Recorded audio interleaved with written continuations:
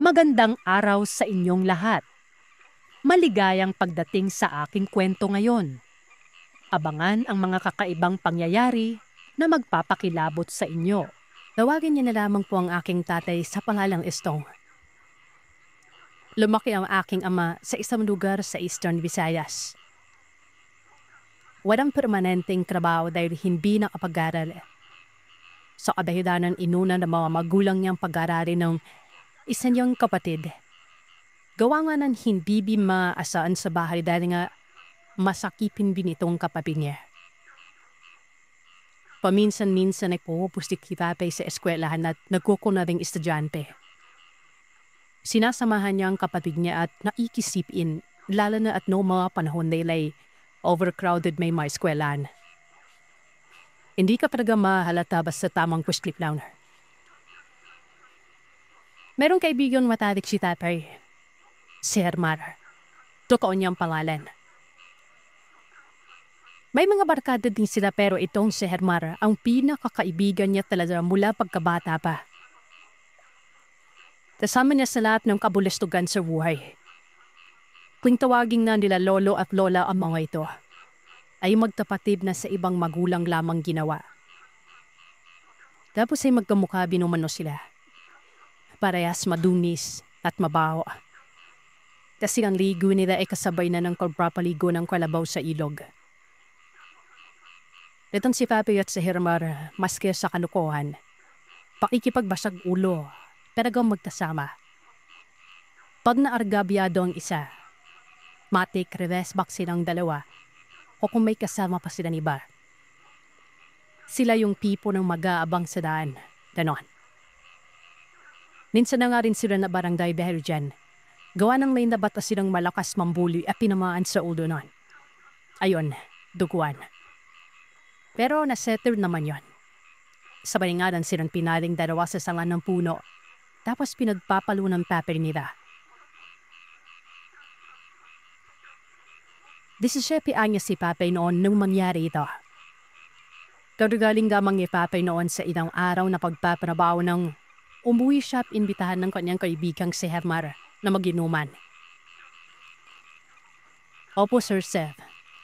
Sila ni Hermar ay umiinom na ng tanong ibed. Nung kapanahunan kasi nila ay wala pang importansya ang salitang binorbe ibed.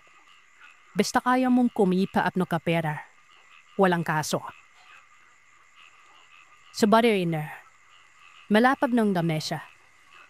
Nagtataka noon si tatay na silang dalawa lamang dahil may beres naman kapag inuman para ba ay kasama ang barkada. Tsaka hindi sa Sudbury Hermar na kapag may problema. Doon ang set up. Kaya nagdapakalang targa siya. Nung medyo marami-rami na ang nainom nila, dito na nagsimulang magkwento itong kaibigan ni tatay. Aling sa kanya, may puwaporma umano sa kapatid niyang babae. Itong kapatid niya na pangalanan na lamang nating Isa ay mas matanda kila tatay ng 2 taon. Mas salukuyan itong nag-aaral. Larimig niya umano isang araw na yung kapatid niya na nagsusumbong sa pinsan din nilang babae. Ayon sa chismosong si Hermar, ay umiiyak-iyak nga daw ang kapatid niya doon sa likod bahay nila nang ninsang umuwi ito. Narimig niya na may nambubuli umano dito sa kadahilan ng parang nagsiselos umano ang babae sa api-isa niya. Dahil sa nanliligaw sa api niya ang lalaking kinagugustuhan ng babaeng yon. Inis na inis daw si Hermar noon kasi umiiyak umano ang api niya. At yun ang kauna-unahang beses na nakipa niyan nagkakadomen yon. Sinabi naman ni tatay na away babae lamang yan. Kumbaga, labas na umano dapat sila at hayaan na lamang isapin. Hanggang si Sir Seth, wala umano tumutulong sa api niya. Maski yung manliligaw nito ay hindi nakikialam na parang walang kwentang manliligaw. Doon.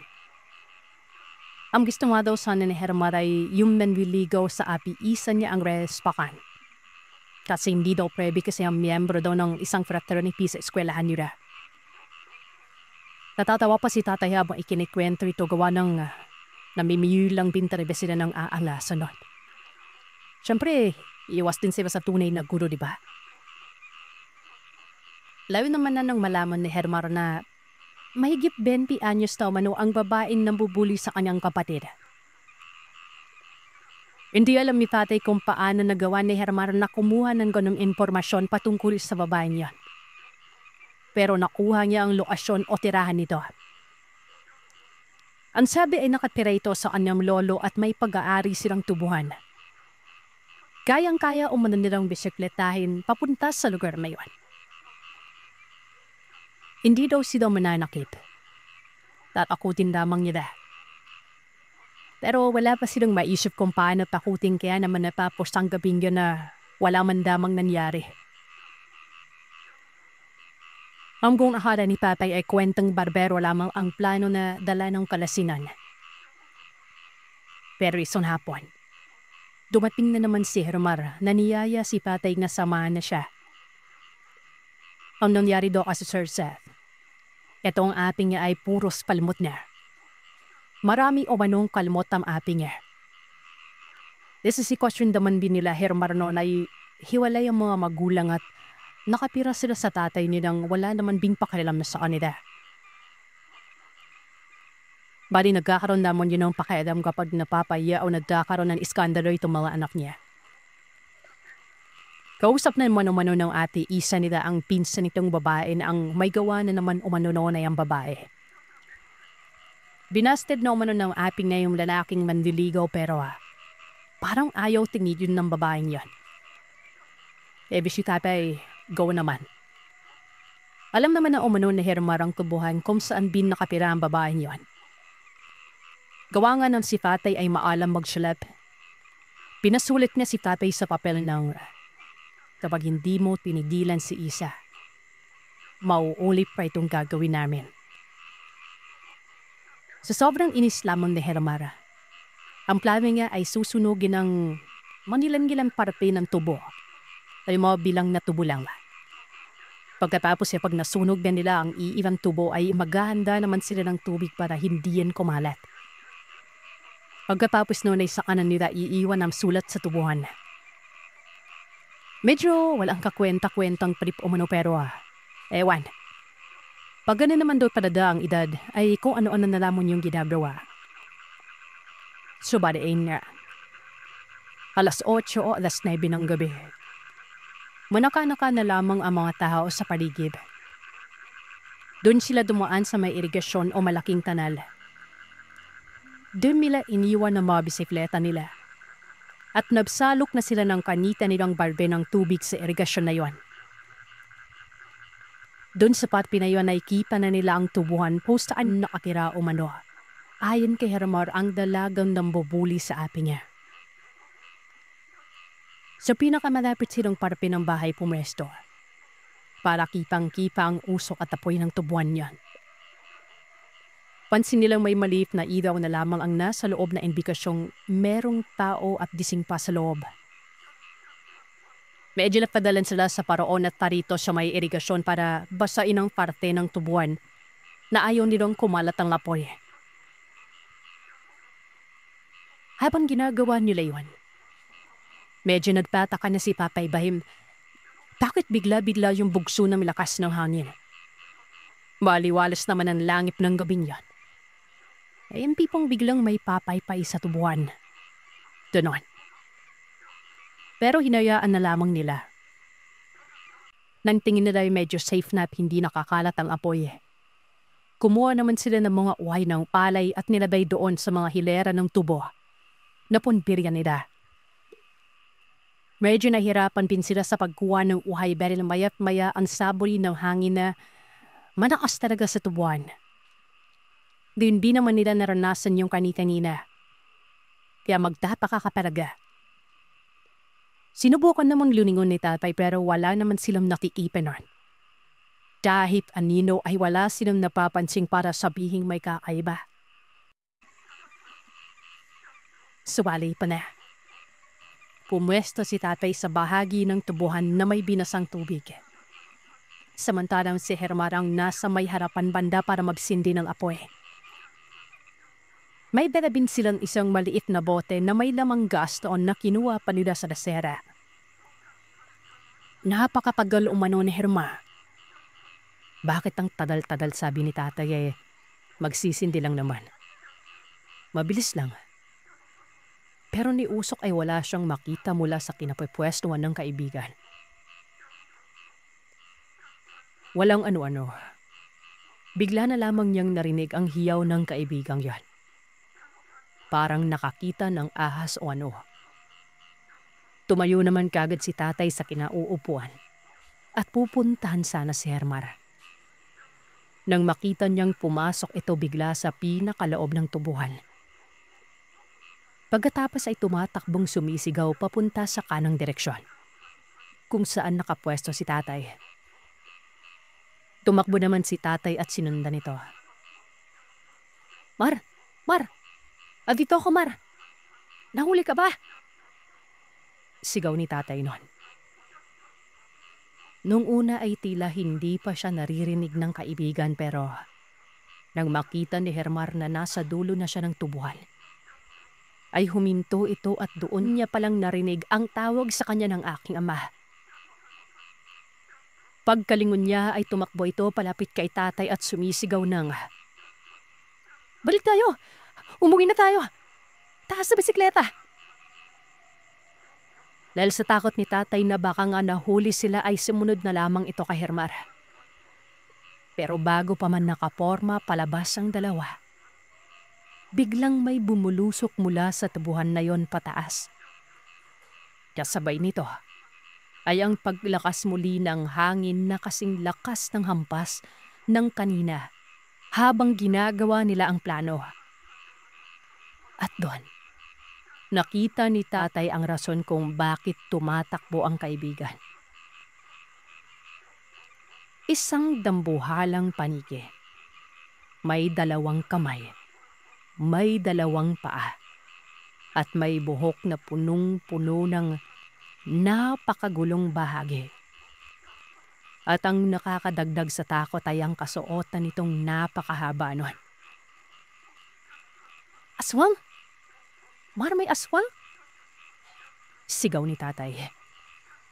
Sinagot naman daw siya ni Mar ng, "Alam ko, kaya nga ako tumatakbo eh." Takbo lamang sila ng takbo palabas ng tubuhang yon.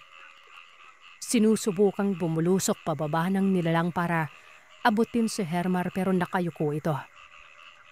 Si tatay naman ay tila hindi inaano ng nilalang na yon. Si Hermar lang. Sumisigaw na sila. Tinatawag na umano nila lahat ng santong alam nila. At halos isama na nila ang nanay at tatay nila sa mga santong tinatawag. Minumura pa ni tatay si Hermar habang tumatakbo nun. "Loko ka, Hermar. Akala ko tao yung pagtitripan natin eh." "Akala ko din, pre. Sorry." Bago pa man makarating sa dulo ng tubuhan sila tatay, ay siya namang biglang harang ng nilalang doon. Mulim na sulyapan ni tatay ang lapad ng pakpak nito. Para umano talagang balat yung pakpak na yon. Parang karne ng tapa. Lalong-lalo na kapag nasisinagan ng liwanag ng buwan. Sa bawat subok nilang dalawa na lumiko sa dulo, ay siyang pagharang sa kanila ng lumilipad.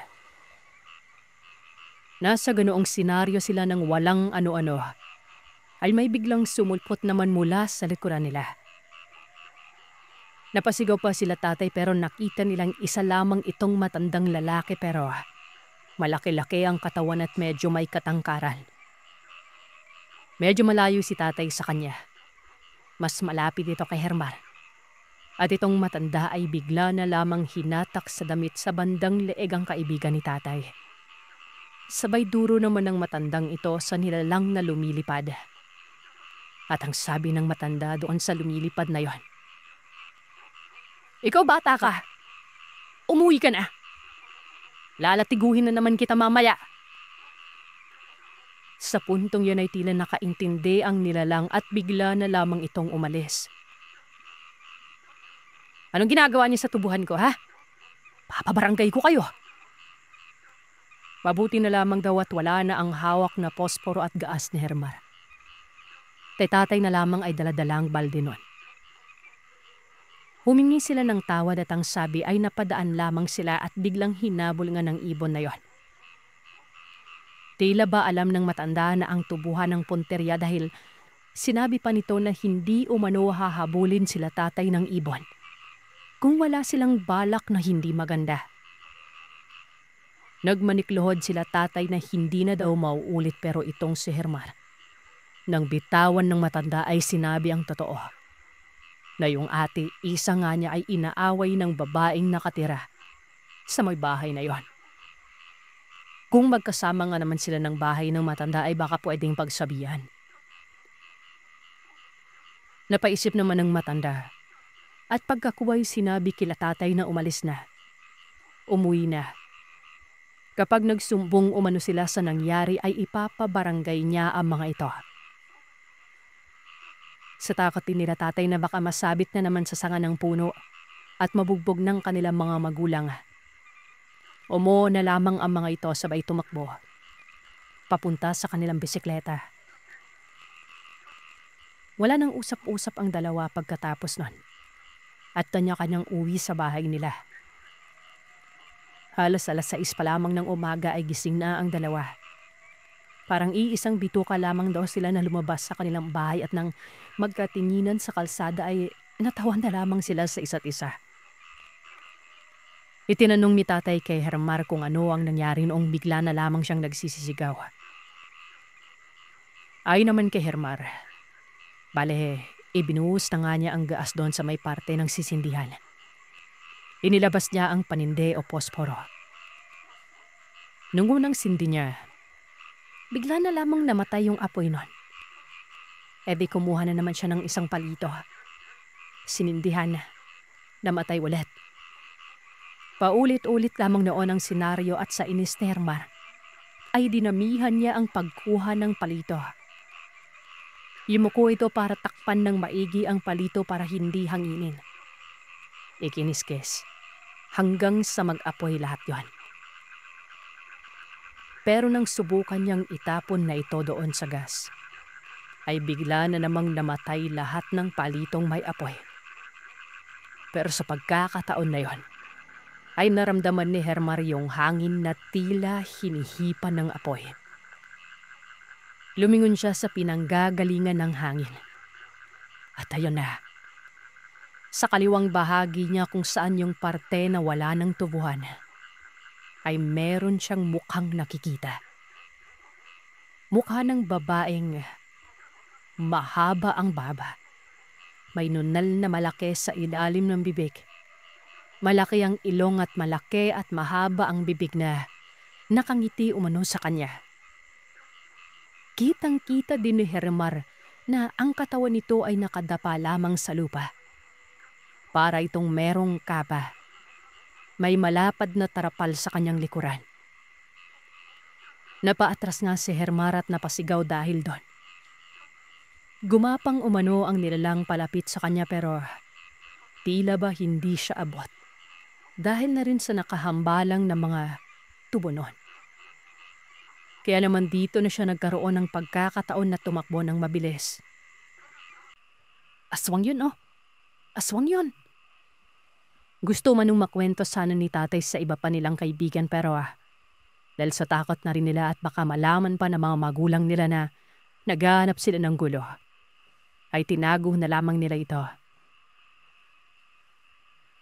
Hanggang sa malaman ni Hermar na hindi na rin umano binubuli ng babae ang kanyang ate Isa. Hindi lamang dahil sa iniwasan na niya ang manliligaw, kundi dahil sa may matanda umanong kumausap dito sa ate niya, na tila alam ang pang-aapi ng babae sa kanya.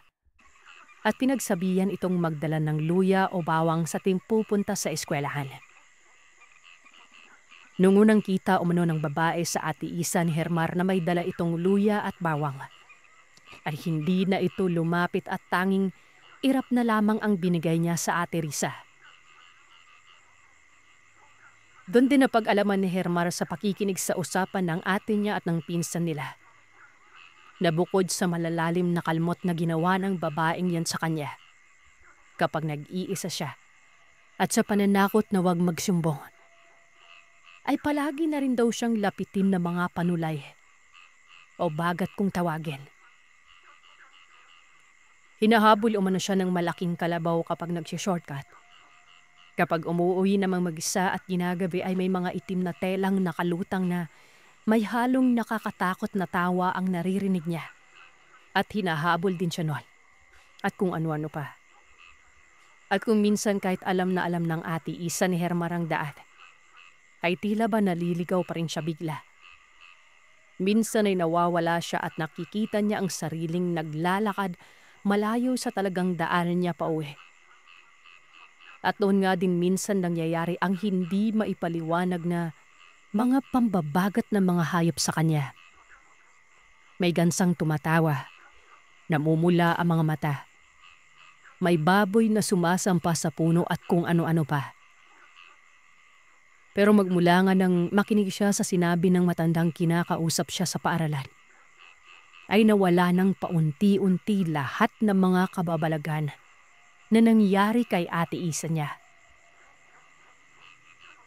Hindi kalaunan, nalaman ni Hermar na posibleng ang matandang nakahuli sa kanila sa tubuan ay ang matandang may-ari din mismo ng tubuan na yon at ang lolo ng babaeng nang bully sa ate niya.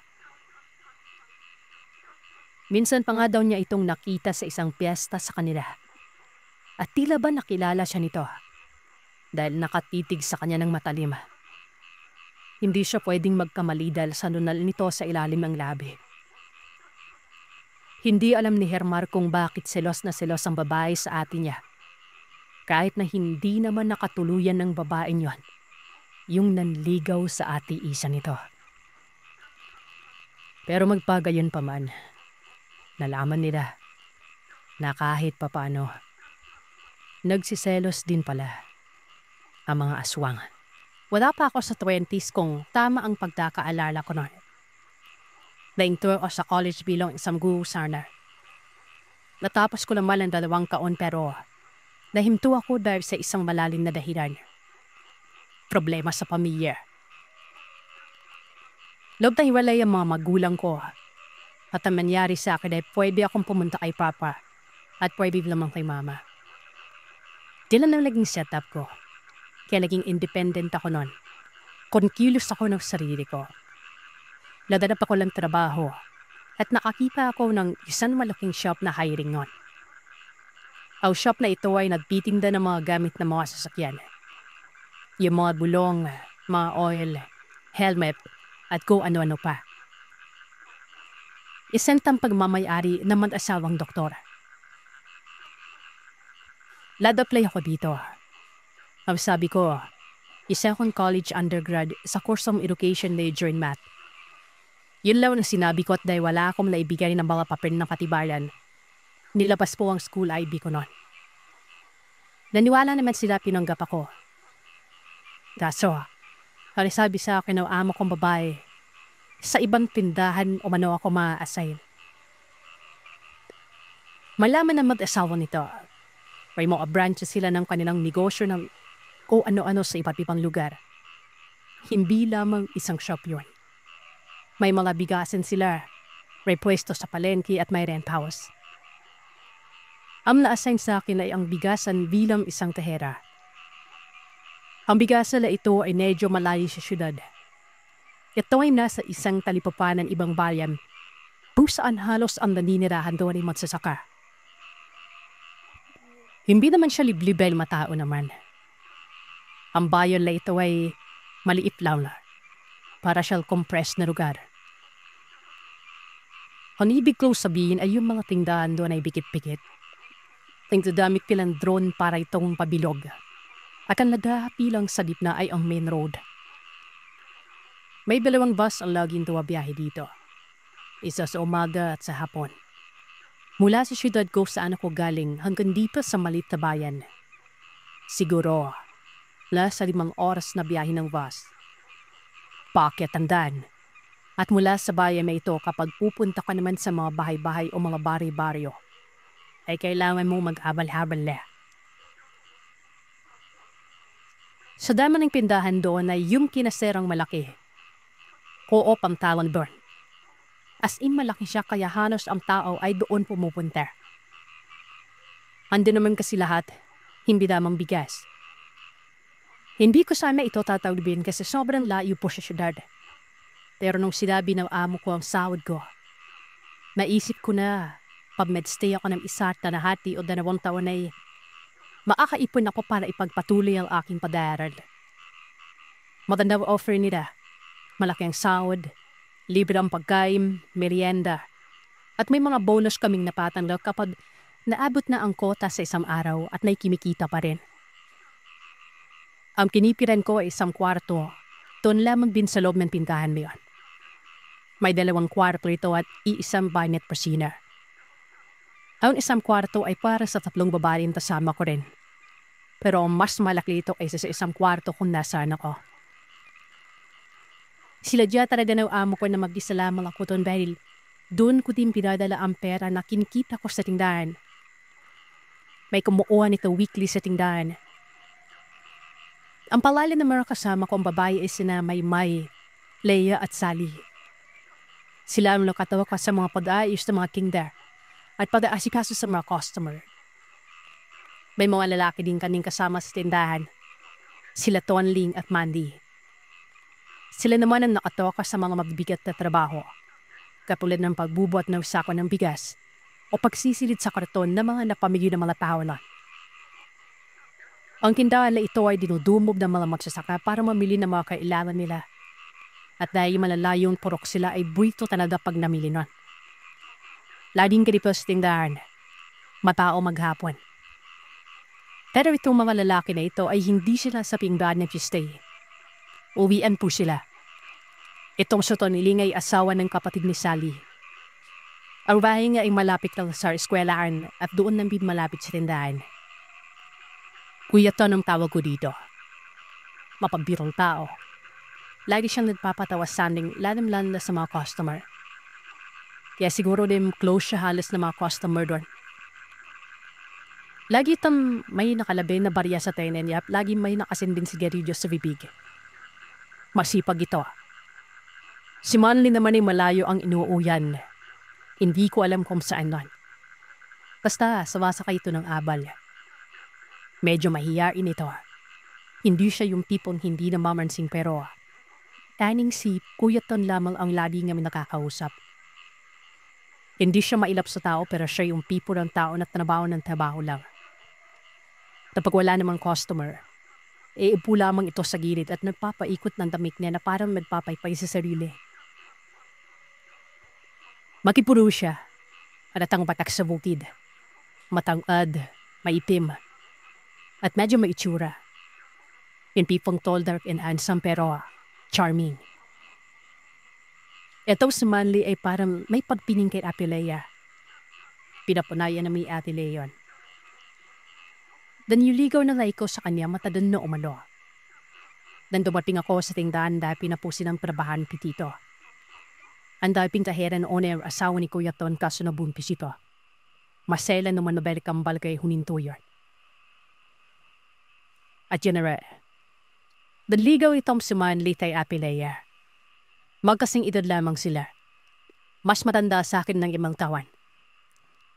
Wala ko manong gusto si Ate Leia dito pero hindi niya binabasted. Hilayaan lamang niya umano ito dahil hindi ko alam pero gusto din may naghahabol sa kanya na kilatawan naman namin ng mga kasama kong babae sa tindahan. Nasa harap ko lang ang mga ito at nadikwentuhan na abal ako. Nagbibirang kong naabot na ba ang kota para maipabi ko na. Pinalaw siya ni Maymay kung bakit ayaw niya sa lalaki sigurado namang mabubuhay siya dahil napakasipag nito. Narinig ko na sinabi na Ate Leia na kaloko sa maraming peklat no. Ang dami niyang peklat sa binti, sa kamay at sa palad. Paano alay maghahawak kamay din ang gaspal na nararamdaman ko sa kamay niya. At itim pa ng tuhod at maasim ang puto. Dabdab pa ni Ate Leia. Hindi na taguroon si Manly. Malayo siya sa bayan. Nung narinig ko ito, bigla akong napatingin sa pinalalagyan ni Manly at Kuya Ton na Nakaupo sa harap ng tindahan. Nakaramdam ako ng awa kay Manly bahil habang nakatingin ako sa kanya. Nakanipi ito habang nakikipag-usap kay Kuya Ton at wala ipang tamalay-malay sa mga lait ni Apilea. Napalismid ako at medyo nainis ako sa kanya. Tama naman po si Apilea sa mga sinasabi niya. Dahil siguro laking bukid si Manly ay ganun ang nakita sa kanya ni Apilea. Si Manly pa pala ay isang nepibong tao. Sa madaling salita, mayroon po siyang dubong ipa. Pero kahit yaman pa man, hindi pa rin tama humusga ng tao sa isip ko nun. Tilawag ko si Manly eh. Inutusan ko itong bumili ng merienda para makakain na kami dahil maya-maya ay dadagsan ng mga tao nun. Mag-aalas 2 na rin kasi ng hapon. Ilayala si Apilea na samahan siya pero tumanggi ito pero sa paraan hindi sumagot at lumayo. Sinundari ko lang tingin ni Manly. Medyo lainis ako kaya pinawag ko ito at sinabing, Apilea, pwede po bang ikaw na bumili ng merienda natin? May papagawa pa pala ako kay Manly. Inanong ako ni Manly kung ano ang ipapagawa ko. Sabi ko naman ay bumalik may lamon siya sa kinauupuan niya at baka may mga tao na. Ladda ito at tinapsegundo ang pagtipit sa akin man. Ninipian ko ito at pinalis na. Ilang linggo lumipas. Napapansin kong napapasuyap ng pingin si Manly sa akin. Napapansin ko yun dahil ang pwesto ko ay nakaharap po saan sila nakatambay ni Kuya Ton.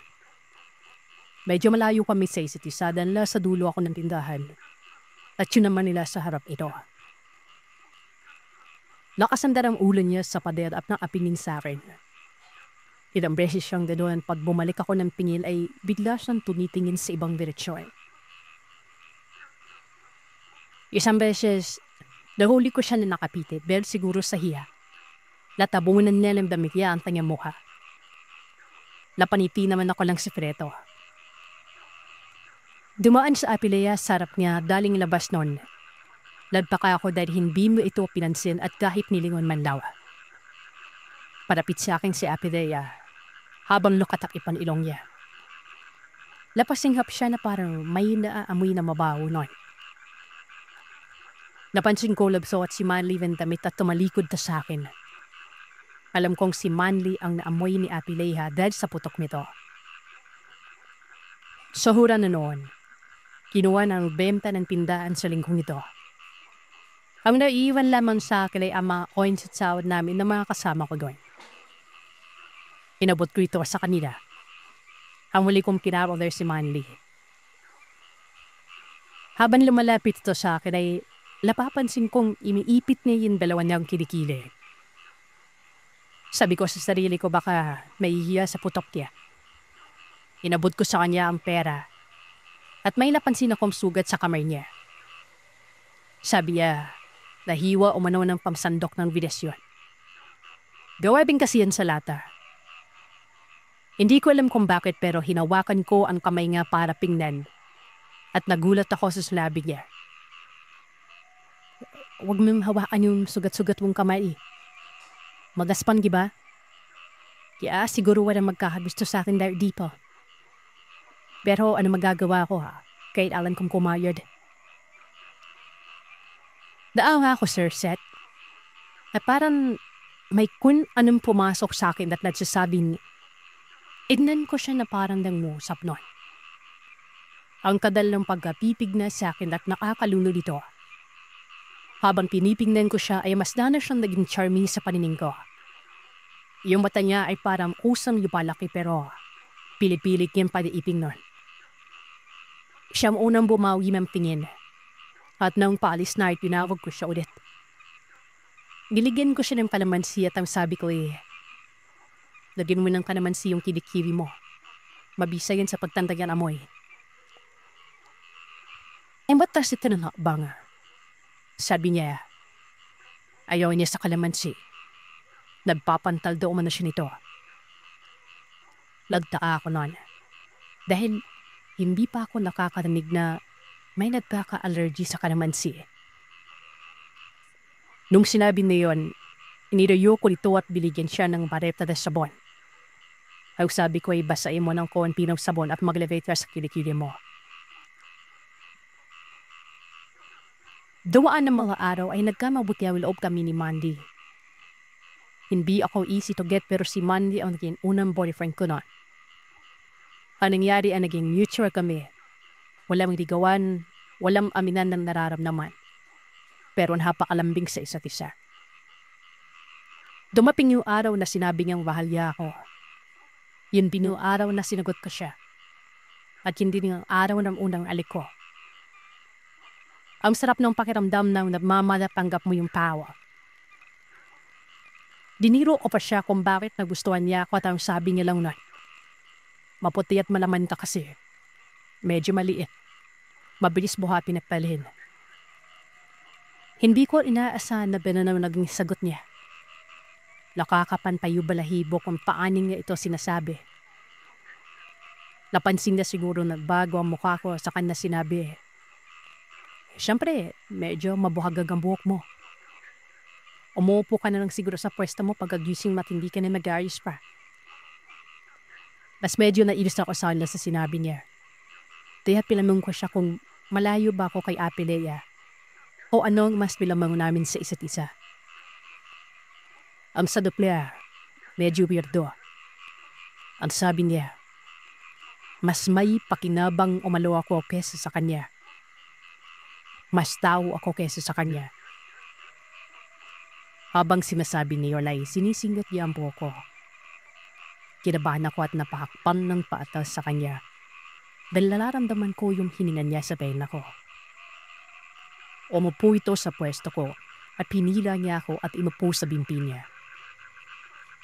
Nabulat ako sa ginawa niya.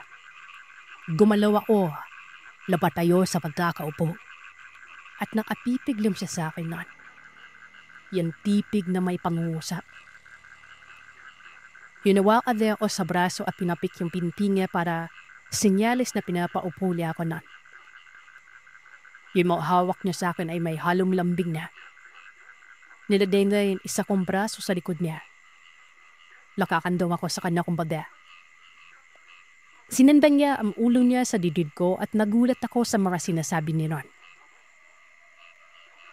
Hindi ko alam kung bakit na ito gusto ako sa iyo. Siguro, that mas asal tao ka kaysa sa iba. Nasasabi mo yun kung ano mali sa akin at kesa wasgahan, tigil kunuhan mo pa ako. Gusto ko yung pagbibigay mo ng halaga at natatanggap mo ko. Hilait ako ni Lea. Walang nakaipa o nakarinig pero harap-harapan sa mukha ko mismo. Nung marinig ko yung huling sinabi niya ay nadalit ako kay Ate Lea doon. Yun ang araw nung mainit ang ulo ko kay Ate Lea dahil doon. Ito pala ang pagkakakilala namin ni Mandy. Daling opisyal na kami. Bulgar sa tindahan ng relasyon namin. Hindi na rin pumasok si Ate Lea. Dadasabutan siya kami nito dahil sa trabaho nun. Hindi na siya bumalik sa tindahan at napalitan na rin siya ng bago. Ang pumalip ay isang ataybo ni Manny. Doon selos ako dito dahil sa pareha sila ng salita ni Manny kaya lagi silang natakausap. Kapag dalawa ay hindi ko pinapansin ang kasintahan ko. At kusa ito lumalapit sa akin at hinahalikan ako sa tenga. Maglilimang buwan ng relasyon namin na nakatatlong halik pa lamang kami. Pero lagi siyang humahalik sa tenga ko. Hindi sa pisngi. Hindi sa noo o sa labi. Lagim sa tenga yon. Yain ang halik namin. Smack lang po yun. Ako yung nag-move. Bali yung panganawa ay ako rin ang gumawa sa kanya. Pero Sir Seth, may parang nangyari sa akin matapos po siyang hinalikan. Pasensya na po sa mga bata pero yung paraan ng paghalik niya, pahigop. At parang nararamdaman ko na bigla na lamang humaba yung diya niya. Taloob sa bibig ko. Pinapaliwanag ko ito, Sir Seth, sa paraan na hindi yung parang malaswa. Kundi parang may kakaiba talaga sa kanya. Umabot ito ng konti sa lalamunan ko, dahilan para umakras ako at napaubunan. Nawakma akong pipingin sa kanya. Bigla lang silubsob yung mukha ko sa dibdib niya at niyakap ako. Parang may tinatago siya na hindi ko dapat napita. Biglaan niya ako niyakap para wala akong makita sa mukha niya. Nakalimutan ko ang pangyayari niyan. Ang huling halik namin ay normal. Itong huling halik namin na napauwi na siya at inang araw ding hindi napakita. Umiyak na ako nun sa gabi. 2 gabi akong umiyak kasi hindi pumapasok sa Manly. Badagdag ko lamang na ang kwarto ko ay may 2 bintana nun. Sa uluhan at sa gilid ng hikahan. Sa likod ng kwarto ko ay basurahan. Tapulan ng mga basura at sinusunog na lamang kapag hapon. Isang gabi, umiiyak ako. Ang iyak ko ay pipong tumutulo lamang yung luha pero walang hitbi nun. Nag-i-emote lang. May marinig ako sa may unuhan ko na asong parang umiiyak.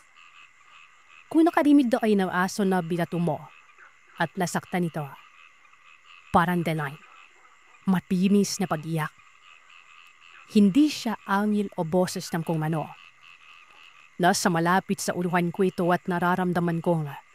Sinasambel at kinikis-kis na yung ulo niya ay mukha sa padadlang kwarto ko. Isipin niyo yung asong kinikis-kis yung mukha sa pahanapin na parang naglalambing o narangramulan. Dalam na daman, Sir Seth.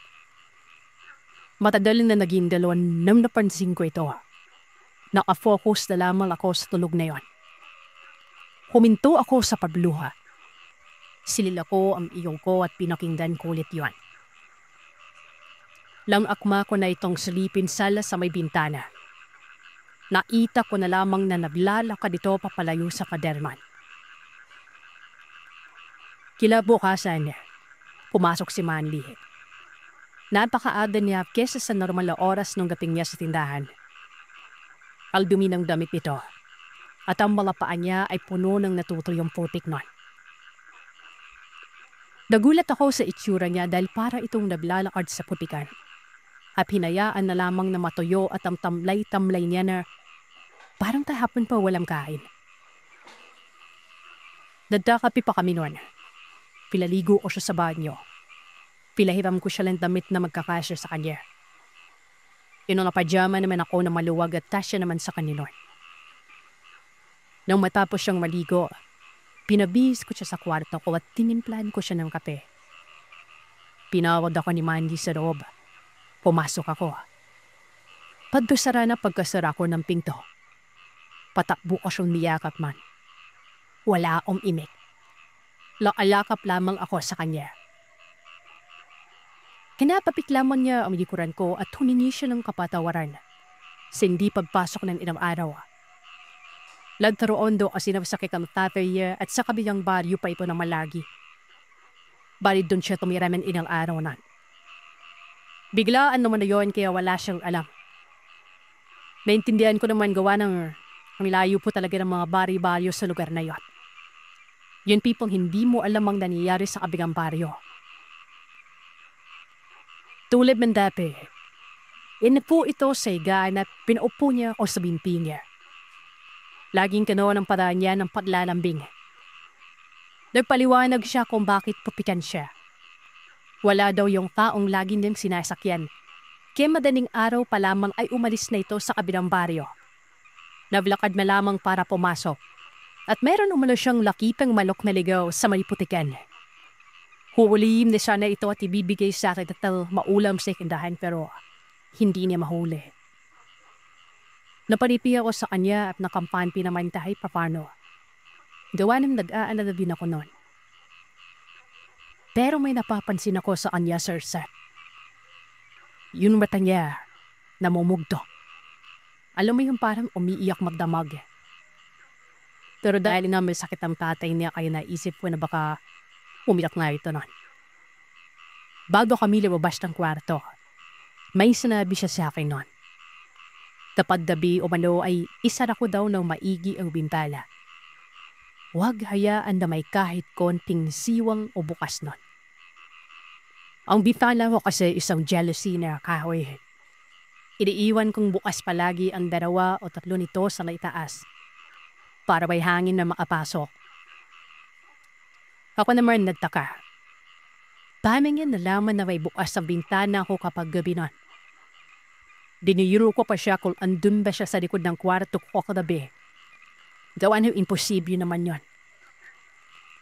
Yung likod kasi noon yung tapat ng bintana ko sa itaan ay medyo mababa pong lupa. Kaya pag umulan, inaabot ng 1 linggo bago matuyo ang tubig. Minsan pa nga ay inaabutan pa ito ng isa pang ulan. Kaya ang lupa dyan ay kulay itim, mabaw ang sinaw, at maputik pala na doon. Balik tayo ngayon sa katribo niya, Sir Seth. Doon ito tutulog sa tindahan. Payat ito.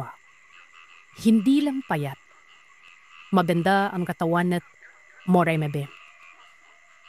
Ayaw din ito sa alamansi, asin. Ako, Sir Seth, lagi ako may sausawan na asin at palamansi pero walang sili dahil ayaw ko ng malahawa.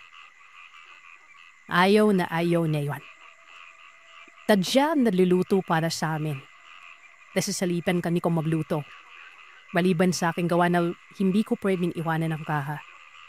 Maliban na lamang kung magbabanyo ako o magsasara na kailangan ko talagang kunin ng pera at dalhin sa loob na.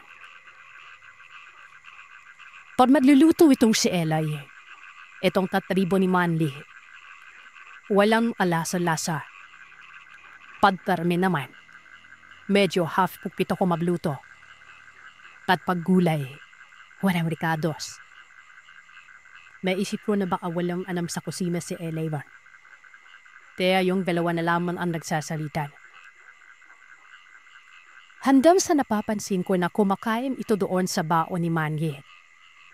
May pagkain naman kami para sa amin, di ba? Si Manly ay laging may sariling baon. Hindi kumakain sa tindahan maliban na lamang pagmerienda. Sabi ni Kulat Kawan ay gaman daw talaga ito kahit noon pa.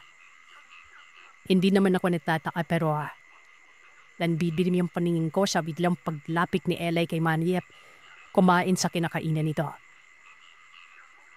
Hindi tumipingin sa akin si Manly noon. Nakatingin lamang ito sa kinakain niya at walang balak na pagsabihan ng dalaga.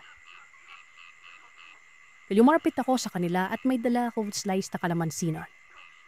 Yung kinapagkoy ko sa baon ni Manly at sinabing niya, "Tawayo ka dyan. Kung hindi, papatakan ko ng kalamansi lo kinakain niyo." Nagulat ang berawa. Napatalo si Iday. Si Manly naman ay nakatingin sa akin nang may pagkainis nun. Piningdan ko din siya ng may naiinis na pingin. Allergic si Manly dito, ika niya, kaya alam kong magre-react siya ng ganon. Ginawa ko ito para mabaling ang atensyon na tingin sa akin ni Manly. Pasensya ka na, Sir Seth, kung medyo mahaba ang kwento ko patungkol sa aming dalawa.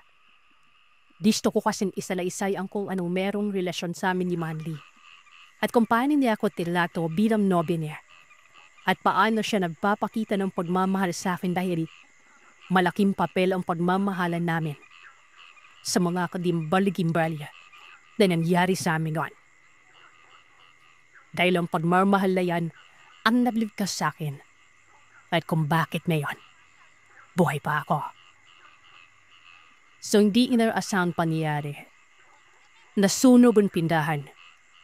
Hindi man naisalba pa. Ang natalay ko lamang ay ang bag ko at ang malaking kahon na nilalagyan ko ng pera noon. Tanamay po ng amo ko at pinaayos naman. Abang inaayos ikaw ay nagsiuwian sa kanilang baryo ang mga nakatera doon. Maring sa Elay. Pero hindi ako umuwi ng syudad. Sinama ako ni Ma'am Luis sa kanila. At di pa na mangyayari ang totoong kwento. Bago pa kami umalis ay may sinabi na sa akin si Manny noon. Dapat nasa biyahe na tayo. Huwag kang tamiwin kung saan sana. Ibuko ka lang sa likod ko at yumakap sa akin. Kahit nagtaka ay hindi na rin ako nagsalita. Tumubi na lamang ako sa kanya. Pinasuot niya sa akin ang iting niyang lumang jacket at sabi pa niya, "Trabaho yan, pero piisin mo na lang." May amoy na ito, Sir Seth. Pero nasanay na rin ako sa ganong amoy niya. Ay na, umalis na kami. Si Manvi ang nagmaneho dan mo ang wakar ng kakilala nito. 2 oras ang layo nito mula sa inalisan namin. Mabibilang lamang ang mga bahay-bahay na nadadaanan. Maputik at may mga kanal-kanal. Ang baryo ni Manly ay pangatlong baryong mula sa Talipapa. Nung dumating ako sa baryo nila, maliit lamang ito. 7 bahay at magkakalayo ito pero open area siya. Ang mga punong kahoy at ilog ay nasa likod na ng mga bahay. Sa pagdating ko doon, Sir Seth, tubulay kami sa isang bahay. Hindi siya kubo gawa nun. Maganda yung bahay na ito. Hindi siya kalakihan pero may forma talaga. Yero ang bubong. Pader naman ay tabla. Madinang sahig. 2 kwarto, 2 pinto. Isa sa harap, isa naman sa likuran. Pero walang kusina nun. Opo, Sir Seth. Wala itong kusina. Malalaman niyo po mamaya kung bakit. Itong tingto sa likod, pag binuksan mo ay may upuan doon na kahoy din. Pag nakaupo ka doon, ang makikita mo ay kakahuyan din. Ang mga nakatira sa ibang bahay ay halos lahat na mag-anak man yumaon ng ina. Even 3 araw ko doon ay may nangyari sa amin. Kala kapag tataka, minsan ay hindi kami kumakain sa bahay na yon. At hindi rin kami nagkakasabay. Kapag araw siya ay umaakit ng bundok, lawalaso umano. Pag alis din ng bahay, madaling araw ay may balang isang damit. At pag uwian ay kakipsiin na. Iba na ang suot niyang kasuotan at napakalinis na ng kanyang katawan. Siguro dahil bago ang makababa ng bundok, may ilog na madadaanan nun. Kaya nasa isip ko na baka maligo ito. Tapos pagdating niya ay lagi siyang may dalang anong hayop para ipakain sa akin. May isang bahay na hindi kalayuan at di ko nakapira ang tiya niya. Nag-iisang kamag-anak niya sa ama na nakapira malapit sa bahay namin. Tawagin malamang natin siyang Antelin. Kay Antelin ako kumakain, Sir Seth. Minsan siya naluluto sa akin at minsan naman siya naluluto sa mga dala ni Manny na hayop. Balikan lang setup namin. Ako naman, hindi nagtaka dahil hindi ko maintindihan kung bakit wala akong kahit na anong pagdududa sa nangyayari. Hindi ko alam kung anong pinadadagawa ni Manly sa bundok na yon. Siniglamang ako nagsunod sa mga gusto ni Manly at pinaayunan lahat ng mga sinasabi niya. Isang gabi, kadadaling ko ramang kinaanpilin dahil doon ako nagkapunan ng mga 6:00 ng gabi noon. Hindi pa umuwi si Manly sa bahay. Pakbal na ako sa hagdanon para pumanit. Laumay na amoy ako malapit lamang sa may silo. Yung bahay kasi na ito'y nakamat sa lupa. Nung una, tamang amoy lang na mapapatakip ka sa ilong pero habang papasok ako sa bahay, doon na.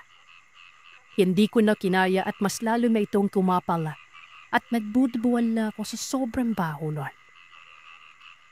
Parang nasa ilalim lamang lang sana namin yan.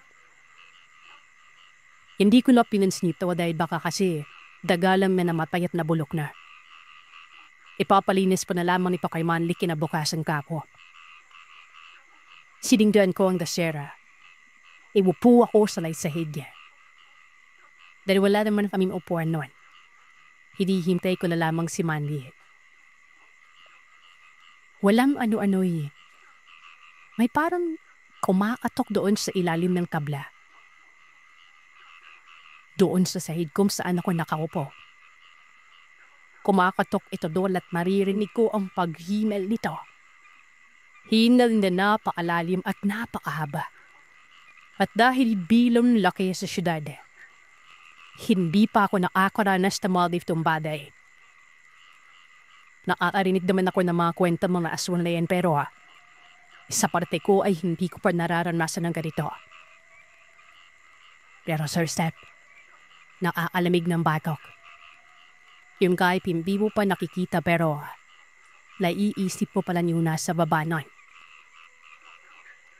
Gabi yun. Nag-iisa ko. Sumidaw ako dahil sa takot. Habang sumisigaw ako, palakas na palakas ang pagkatok nito at halos itulak na nito ang sahig namin na. Umaanat na yung isang tabla na parang lumuwag ang mga pako nito. Ganun siya kadakas.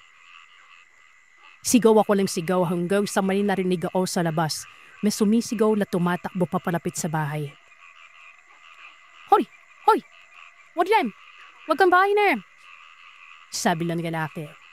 Asawa ni Auntie Ren. May kung anong bumisipa sa akin gan. At hindi linid sa kanilang kalaman. Ang osimang gumulo ay yan daw ay nasa pinakadulong baryo na katira. Asim yung bahay daw nito ay parang boundary na sa kabilang lugar. Hindi ko na maidetalye ang ibang karanasan ko ng sunod-sunod dahil ako'y nakalimutan ko na kung kailan at kung ano ang nauna sa mga nangyari sa akin ngayon. Ikikwento ko na lamang bawat pangyari pero sa iba't ibang pagkakatawan. Talhabi nun, umuwi si Manly galing sa bundok. Pag umayos kasi ito, papuntang bundok, aalis siya ng magaling araw tapos uuwi ng takip sirim. Kaya natuwa ako nung umuwi ito ng tanghali. Alam nakalapit siya sa akin ay sobra akong nataka. Dahil unang bulad niya sa akin ay, ang bama mo. Nagtaka ako nan. Al-init ng tanghaling tapat. Amoy pawis ako at hindi ako naligo sa araw na yon. Kaya paano niya nasabing mabaho ako, di ba? Imiyak ako noon. Dahil sa pinyon na pinupuol niya sa akin. Yung mata niya ay parang palaki na nakatingin sa akin noon. Lapangwi lamang ito nang napansin niya, pinawag ko ang palalan niya. Niyakap niya ako dahil nga umiiyak na ako sa takot noon. Pagkahapon, siya lang kumuha ng pagkain ko kinaampigan. Sabi ko sa kanya sabay na kami. Pero sabi niya, makakain na daw siya kinaanpilin noon. Magtatakip siya yung noon at nagiriya na si Manly na magpahinga. Medpahiga na kami noon at yakap-yakap niya ako na nakatalikod sa kanya. Hinihimas na yung bandang puson ko at mararamdaman ko yung ilalim ng paghinalya. Aaminin ko medyo hindi maganda o mabango ang kanyang amoy ng kanyang paghina. Kaya hinarap ko ito sa pagkahiga. Pagtaharap ko, nakita kong nakapikit ito. Pero nakamara ang bibig at nakanabas ng onbi ang bira at may manalaway na tumutulo sa balikat niya. Tinapik ko siya. Gawa ng naiisip ko na parang naging malyakis na ito at ang pangit sa paningin ko nun. Nagulat ito at napaupo siya bigla. Humingi siya ng tawad. Ang gusto niya, matadal na daw yung huli naming, alam niyo na. Natuyid na lamang kami nun. Mabaling na araw. Lebisin ako dahil sa amoy. Karitong garito ang amoy nung nasa silong nung nakaraan. Wala si Manly sa tabi ko. Nasa ihip ko baka umalis na pabundok. Iwabas ako ng kwarto at nakita ko si Manly. Masasala lamang ito nakaupo. Yumapit ako sa kanya at siyabi ko sa kanya na may naaamoy akong hindi maganda. Nakatitig ito sa tiyan ko at salinasan niya ako na wag maingay nun. Manatili lamang umano ako sa loob. Siya na ang lalabas. Yumundo siya sa may likod ng bahay. Din siya nakaupo sa upuang kahoy. Narinig kong may kausap ito doon habang yumalapit ako sa may padera. Di mabaho nang bumabaho ang paligid. Pakiramdam ko ay nanggagalim ito kung saan nakaupo si Manny. Maririnig ko sa labas na may kinakausap ito. Boses lalaki din. Hindi ko naiintindihan pero alam kong nagtatalo sila. Madagdag ko lamang, Sir Seth, na may sarili pong lingwahe sila Manly sa tribo nila pero marunong din po sila ng Bisaya. Ladpad daw si Manly sa may labas. Nakikiwasig lamang ako kung ano meron sa labas nun. Nakakatakot ng labing yon. Sobrang tahimik. Walang buwan. At kahit hangin ay hindi mo maramdaman. Sa pagmamasig ko ay nakakarinig ako ng mga yabag sa labas na palipat-lipat ng pwesto. Merong sa likod. Merong sarap ng pinto. Minsan ay lilipat sa may bintana. Yung yabag nito ay parang dalawang taong nag-aaway pero sa paraan hindi gusto makalika ng ingay. Minsan ay naririnig ko may nahampas ng kahoy. Pero alam mong nagpipigil ng makalika ng ingay ngon.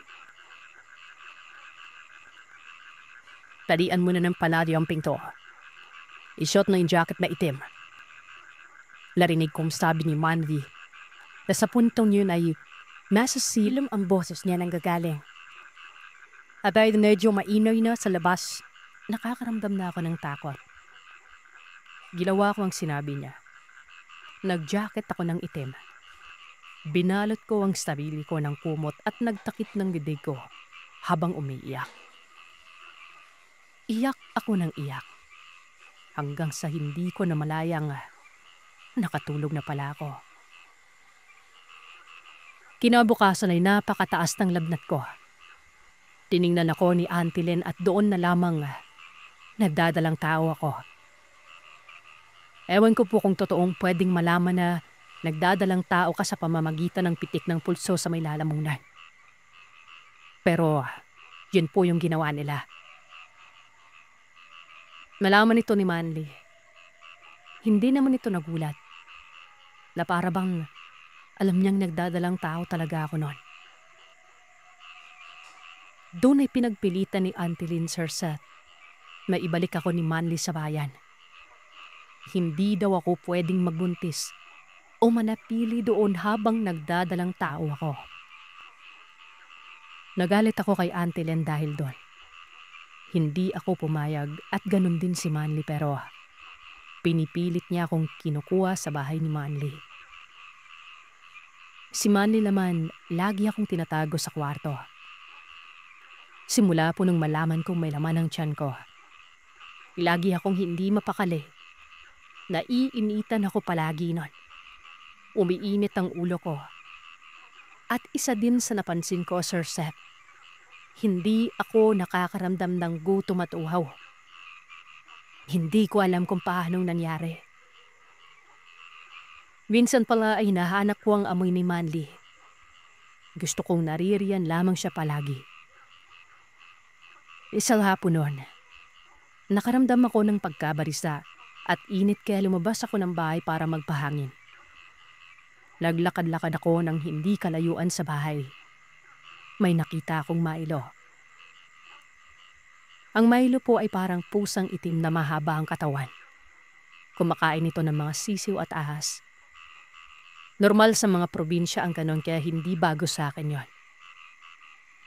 Ang pinagtataka ko lang, yung mata nito ay hindi katulad ng mga normal na mata ng isang Milo.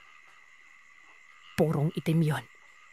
At ang bibig nito ay mahaba ang hiwa pa itaas. Nakatingin lamang ito sa akin.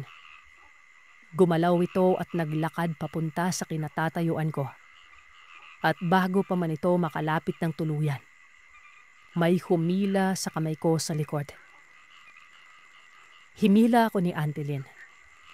Nagulat ako ng pagsulpot ng asawa nito sa gilid ko ay tinaga ang nasabing hayop na yon. Tumakbo ito papalayo sa amin pero naabutan pa ng isang taga at tinamaan ito sa may kamay. Pumasok ito sa may talahiban sa likod ng bahay. Ako naman ay dinala sa bahay ng mag-asawa. Maya-maya ay dumating si Manly at sumisigaw sa labas at galit na galit. Nasaan na siya? Ilabas mo, auntie. Hakin yan. Bakit mo kinuha sa bahay? Ganon na ganon ang pagkakasabi niya. Nilabas ito ng asawa ni Auntie Lynn. Kumalas ako sa pagkahawak ni Auntie at lumabas na rin pero napigilan ako sa may pinto ng asawa niya. Nalilito man sa mga sinasabi ni Manly pero gusto kong makawala sa pagkakahawak sa akin at gusto kong makalapit kay Manly. Nakaramdam na rin ako ng takot sa mga kinikilos na mag-asawa na yon.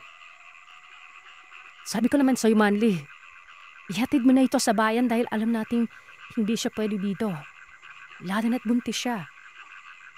O baka gusto mong malaman niyang tinatago mo at para siya may ang kusang umalis.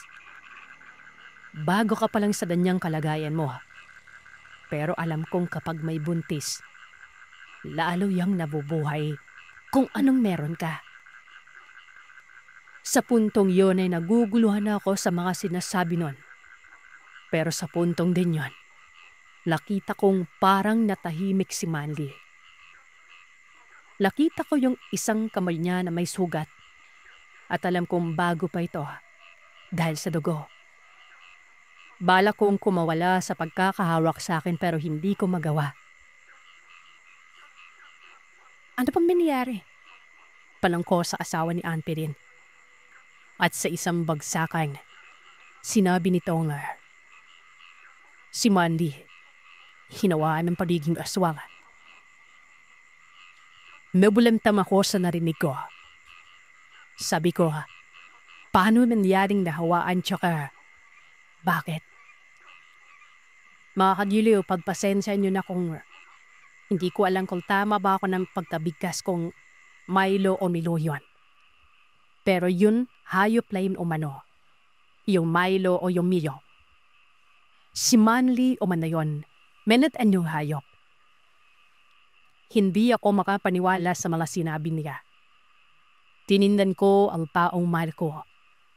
Yupaypay si Manly dahil sa sugat niya nun. Latumbar ito at binuwat nila.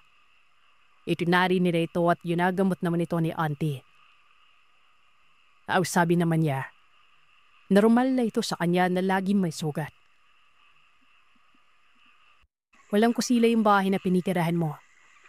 Palaging nasa bundok si Manly kapag gabi naman. Nasa likod ng bahay niyo, nakaupo. Hindi ka ba nagtataka? Wala ka bang napapansing kakaiba? Hindi normal ang taong nakilala at kinakasama mo. Si Manly ay isang aswang. Hindi siya nagluluto ng kinakain niya. Pumupunta ito ng bundok para doon kumain ng kung ano-anong hayop. Hindi mo ba napapansin na kahit yan? Hindi mo pa siya nakasabay kumain. Ito ang mga sinabi sa akin ni Auntie Lynn habang timititigan ako. Ang dami kong iniisip nun. Ang daming pumapasok sa isip ko. Mula sa ayaw niya ng kalamansi, sa mga kakaibang tipig niya na nababaliwala ako, at sa kung paano niya ako kausapin minsan. Nang ilabot ako, Sir Seth, umiiyak na ako nun. Doon ko naisip na anong nangyari sa akin. Bakit ako nandun sa lugar na yun? Bakit ang dami kong nakikita na hindi ko man lang naisip na parang may mali sa taong minamahal ko? Sumadyo din sa isip ko ang mga naamoy ko. Yung kumakatok sa silong. Si Manly kaya yun. Para na akong mababaliw kakaisip at hindi kayang paniwalaan ang mga sinabi sa akin. Bakit? Ano bang meron sa taong minahal ko? Kahit tayo na hindi kami nag-away ni Manly at hindi rin tumaas ang boses namin sa isa't isa. Mahal ko siya sa kung ano man ang nakikita ko sa kanya. Sa pisital, sa amoy, kahit puro petlat o maitim man siya. Napanggap ko siya ng buo dahil nga mahalin na mahal ko siya. At nararamdaman ko rin ang pagpuprotekta niya at kabaitan sa akin nun.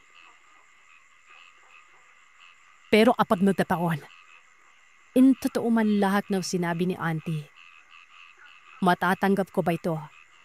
O kaya kaya ko bang tanggapin? Laiba si Manly. Sa pangkaraniwang tao, ang kwentong ibabahagi ko ay karanasan ng kaibigan kong si Mento. Palagi ko itong nakakasama, maging sa pag-aani man ng palay o hindi kaya ay tubo. Minsan, pati sa pag-aani ng mais nakakasama ko ito. Minsan ay dumadayo itong semento sa mga kamag-anak niya sa Dingal, Iloilo. Kapag nasa Iloilo ito, ang kanyang hanap buhay doon ay pagbubuhangin. Bali sumasama ito sa mga pinsan niya. Ganun kasi ang hanap buhay ng mga kamag-anak niya doon. Nangyari ang karanasan niya noong early 90s. Taghirap kasi noon sa lugar ng Guimaras kung kaya't tumawid dito at pumunta sa lugar ng mga kamag-anak niya sa Dingal. Maganda ang kita nila sa buhanginan. Tonelada ang ino-order sa kanilang buhangin at bato. Magkakaiba ang mga presyo ng mga ito at ang umu-order sa kanila ay ang mga nagpapatayo ng mga gusali sa mismong syudad ng Iloilo. Kung kaya't na ibibigay nito ng maayos ang pangangailangan ng kanyang pamilya. At syempre, nabibili na din ito ang kanyang hilig. Walang iba, kundi ang sigarilyo at alak. Lingguhan ito kung umuwi sa may Guimaras para maghatid ng pangangailangan ng kanyang pamilya.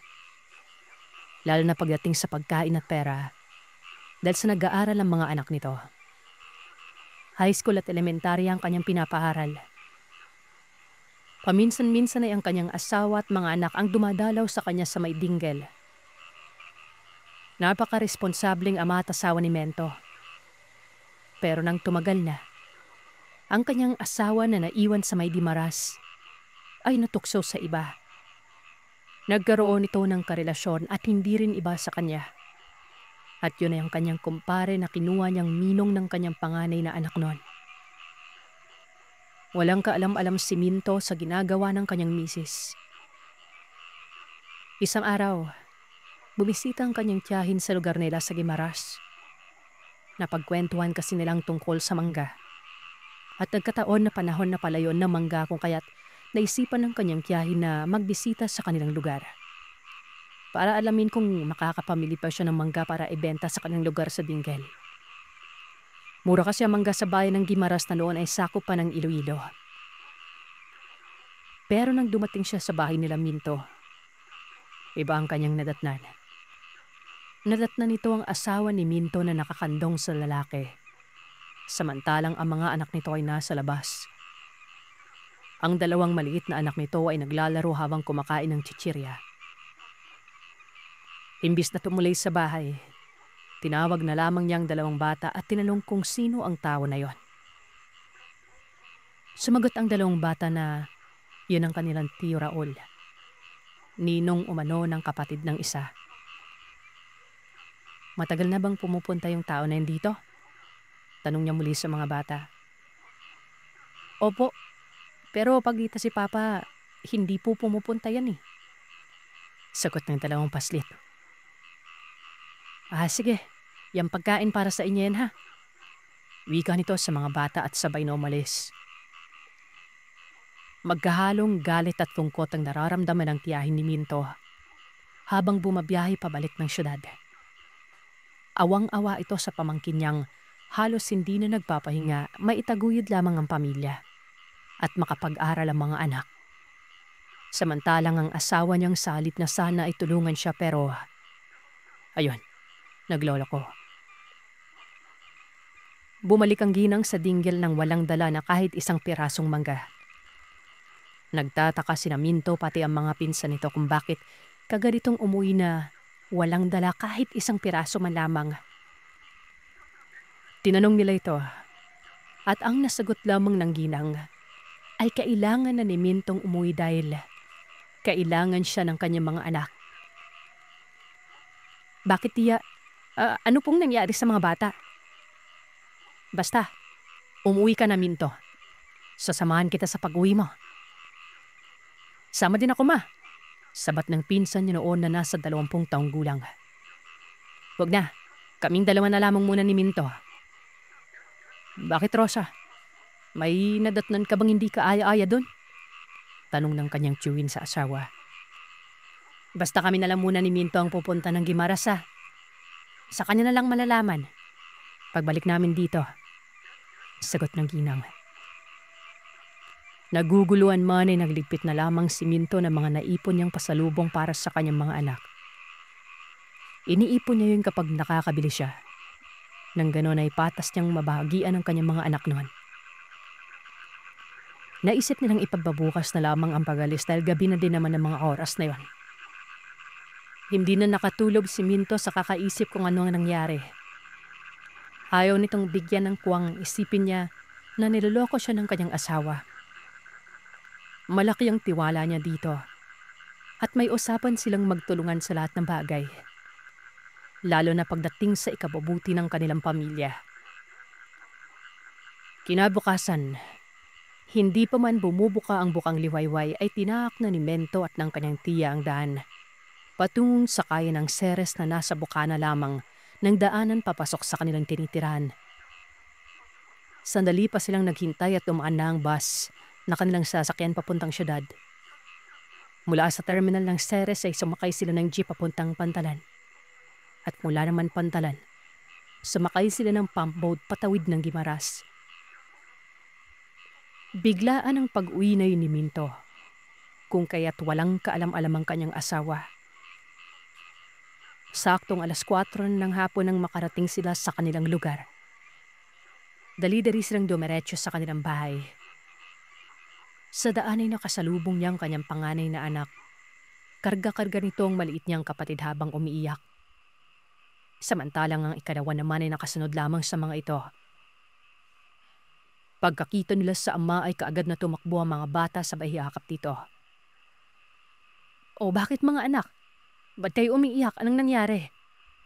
Tanong ni Mento sa mga bata.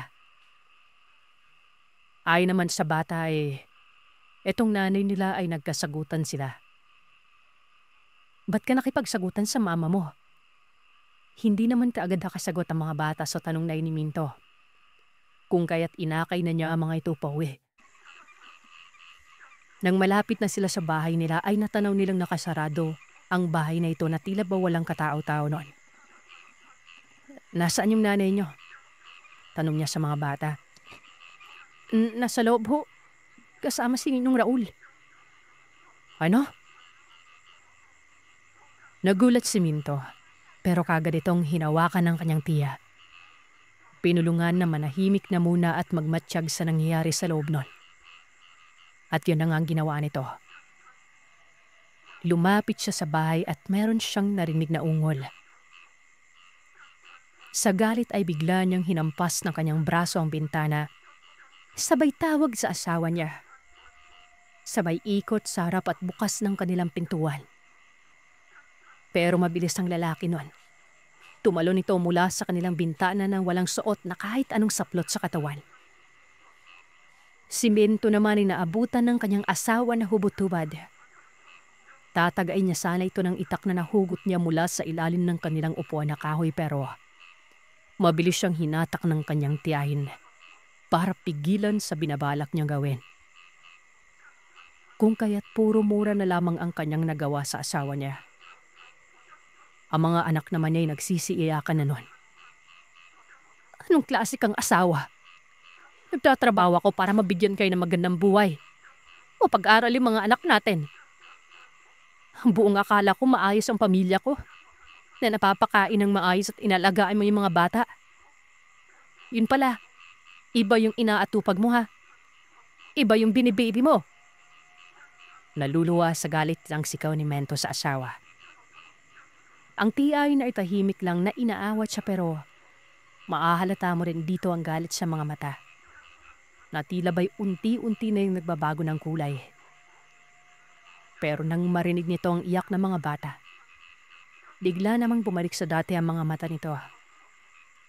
Si Minto naman ay niyakap ang kanyang mga anak, habang ang babae naman ay nakayuko lamang habang nagdibihis nun. Pinapili ito ni Minto kung sino ang kanyang pipiliin. Sila ba ng mga bata o yung lalaki? At sa gulat niyang lahat, pinili ng babae ang kalaguyo nito. Doon ay mas lalong nagalit si Minto at pinalayas nito ang asawa. Dali-dali namang nagligpit ang babae ng kanyang mga damit. Na tila ba wala na itong pakialam sa mga bata, na noon ay pinipigilan siyang umalis ng pangalawa at ng bunsong anak. Hinahayaan lamang ni Minto ang mga bata. Sinasama sila ng kanilang ina pero wala ni isa sa tatlong bata ang gustong sumama. Umalis ang asawa nito, bitbit ang kanyang bag. Nanghihina man sa galit, ay mas pinili ni Minto na aluin ang mga anak na umiiyak nun. Pinakain niya ito ng mga dala niyang tinapay. Ibinigay sa mga ito ang kanyang mga pasalubong para dito. Nagngingit-ngit sa galit si Minto sa kanyang asawa at kumpare. Kinuha ni Minto ang naiwang damit ng lalaki at binigay sa kanyang tiyahin nun. Kinuha naman ito ng ginang at itinago. Kung sa tingin niyong dalawa magiging masayang pagsasama niyo, kamali kayo. Nakita niyo ang kabaitan ko pero hindi niyo pa nakita kung gaano ako kademonyo. Wika ni Minto sa sarili. Si Minto ay may dugo ng isang mangkukulam o manughiwit sa salitang Hiligay nun. Matagal niya itong kinalimutan simula nang makilala niyang kanyang naging asawa hanggang sa tumagal na ang kanilang pagsasama. Kahit ang asawa niya ay walang alam tungkol sa kanyang totoong pagkatao. Nanapili itong sikreto. Subalit hindi na ngayon. Ipapakita niya sa mga salawahan na iyon ang kanyang pangil at sungay. Hindi siya papayad na sa kabila ng kanyang kabutihan at pagiging responsableng ama at asawa, ay ganon na lamang ang ginawa sa kanya. At ang pagkawasak ng kanyang pamilya, yun ay ang hindi niya palalampasin. Kinagabihan na, habang natutulog ang kanyang mga anak, pumunta si Minto sa lumang bahay ng kanyang magulang. Doon lamang yun sa likuran na bahagi ng kanilang tirahan na mag-asawa. Pero hindi ito nakikita ng mga tao na may ordinaryong mga mata. Binalot umano ito ng salamangka at orasyon. Tanging ang kanyang mga kaibigan na albularyo lamang ang nakakakita nito kapag dumadalaw sa kanilang lugar. Hinukay ni Minto ang inilibing niyang baol na may lamang kagamitan sa pangkukulam. Meron itong libretang pula at itim. May manika na may 3 kulay. Pula, itim at puti. Ang pula ay ang kanyang ginagamit kapag gusto niyang pahirapan ang kanyang biktima. Itim naman kapag gusto niya itong patayin. At ang puting manika ay gamit niya sa pagbabalik ng kulam. Maliban kasi sa pangungulam, si Minto ay isa ring manggagamot na may dugong mangkukulam. Kung kaya't hindi ito basta-basta. Pero kahit gano'n nakataas ang kaalaman niya, siya rin ang klase ng tao na hindi mo makikitaan ng kahit katiting na yabang. Palagi itong mapagkumbaba. Minsan kahit naiinsulto na ito ng kanyang mga kakilala, hinding-hindi ito pumapatol. Namulat si Minto sa pangaral ng kanyang ama na ang karunungan ay itinatago at hindi ipinagmamalaki. Hindi rin ito ginagamit para makapaminsala ng taong may inosenteng puso at isipan. Ito ay para lamang sa mga nilalang na may masamang budi at masamang gawain sa kapwa. Ganun pa man, ang pagpaparusa ay naaayon lamang sa kasalanan nito. Hindi sa kung ano ang gusto ng taong gustong mamarusa ng mga may taong may kasalanan. At bago sila magbigay ng parusa, ay inaalam muna nilang dahilan. Hindi sila basta-basta lamang nakikinig sa iisang panig. Ganoon ang uri ng pamilya ni Minto.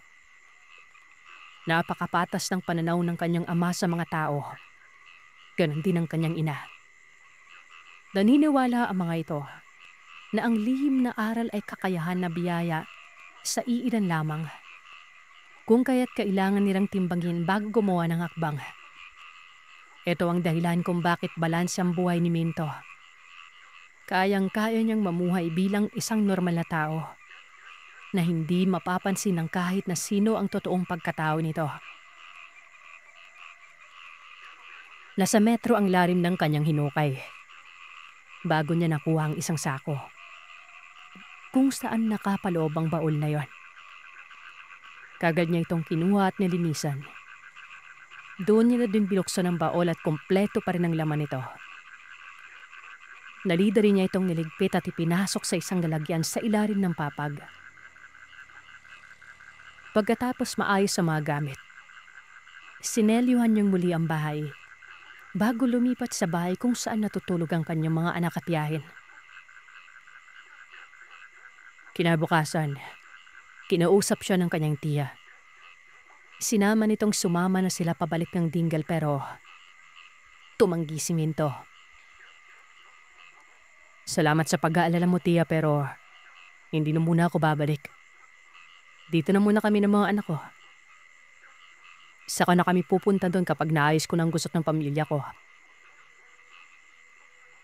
Alam ko masakit ang nangyari sa pamilya mo, Minto, pero sana huwag mong ilagay ang mga batas sa kamay mo. Alam ko ang kaya mong gawin pero maghunos dili ka, ha.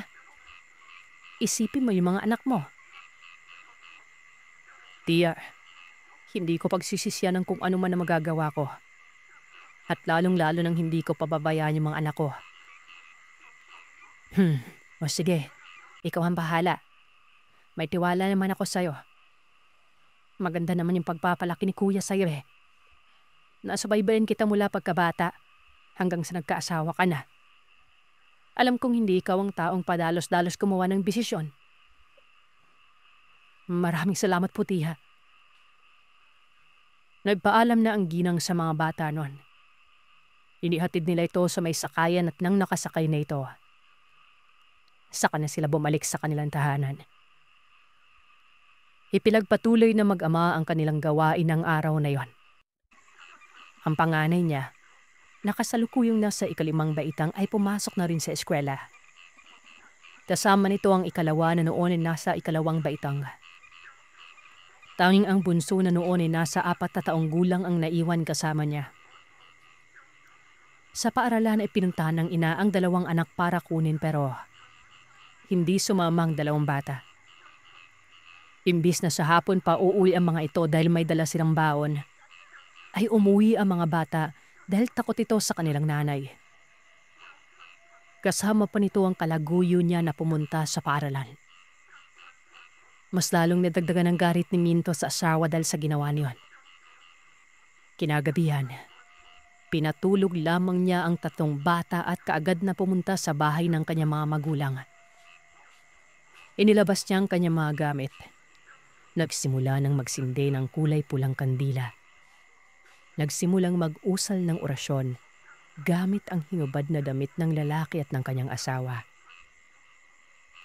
Sinimulan na niyang padapuan ng mga sakit ng mga ito. Dahan-dahanin ko kayo.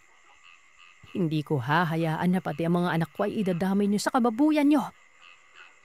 Wika ni Minto sa sarili noon. Isang patak ng kandila ay ang walang humpay na pangangati ng kanilang pribadong parte ng katawan. Pangalawang patak ay ang hindi magkakaroon ng kaayusan ng kanilang pamumuhay at pagsasama. Ikatlong patak ay ang hindi maipaliwanag na pagkakaroon ng mga sugat sa kanilang balat. Inabot ng kulang-kulang 1 oras ang pag-oorasyon ni Minto. Pagkatapos mag-orasyon, nanatili pa ito sa bahay hanggang sa mabuo ang 1 oras na alay niyang pagsindi ng kandila. Nang makumpleto niya ang itinakdang oras, dali-dali siyang bumalik sa kanilang bahay. Nagpahinga na hanggang sa pagsapit ng bukang liwayway. Kinabukasan, pinapasok na niya muli sa eskwela ang kanyang mga anak. Tay, takot to kami kay inay. Baka mamaya puntahan na naman kami sa eskwela eh. Tapos kunin. Ihatid ko kayo mga anak. Hindi pwedeng hindi kayo mag-aral. Sagot pa niya sa mga bata. Sumunod din naman ang mga anak niya sa kanyang sinabi. Sa daan papunta sa eskwelahan ay nakasalubong niya ang mga kaibigan ng kanyang kumpare na nang-argabyado sa kanya. Tila ba pinagtatawanan siya ng mga ito. Ninto, ano na? Balita ko mas makinig yung kaibigan ko sa'yo ah. Sabi ng isang lalaki na kilong basabulero sa lugar. Hindi lamang yung pinansin ni Minto dahil 3 batang kanyang kasama ng mga oras na yon. Kinagabihan, malakas ang ulan, kung kaya't maagang nakatulog ang mga bata. At muli ay pumunta si Ninto sa bahay ng kanyang mga magulang para sumagawa ng orasyon. Nang matapos na ang kailangan niyang gawin, naisipan niyang maglakad-lakad muna sa kanilang sitio. Nadaanan niya ang kalalakihan na nagiinuman. Hindi niya pinansin ang mga ito pero ang grupo ng mga yun ang tumayo at lumapit sa kanya. Kinukot niya habang nilalapitan siya ng mga yan. Patuloy naman siya sa paglalakad patungo sa madilim na bahagi ng lugar. Pero animoy natutuwa pa ang mga ito. Sige Minto, ikaw na ang lumapit sa hukay mo. Lakangising wika ni Bador. Si Minto naman ay tuloy-tuloy pa rin sa paglalakad. Lang nakarapin na sa lugar kung saan malayo na sa kabahayan. Saka pa lamang siya huminto nun. Nilimon niya ang mga ito habang nakadiretso ang tingin sa mga lalaki. Kanina, pinadampas ko lang kayo dahil kasama ko yung mga anak ko. Ngayon nandito na ako. Ngayon niyo ako subukan.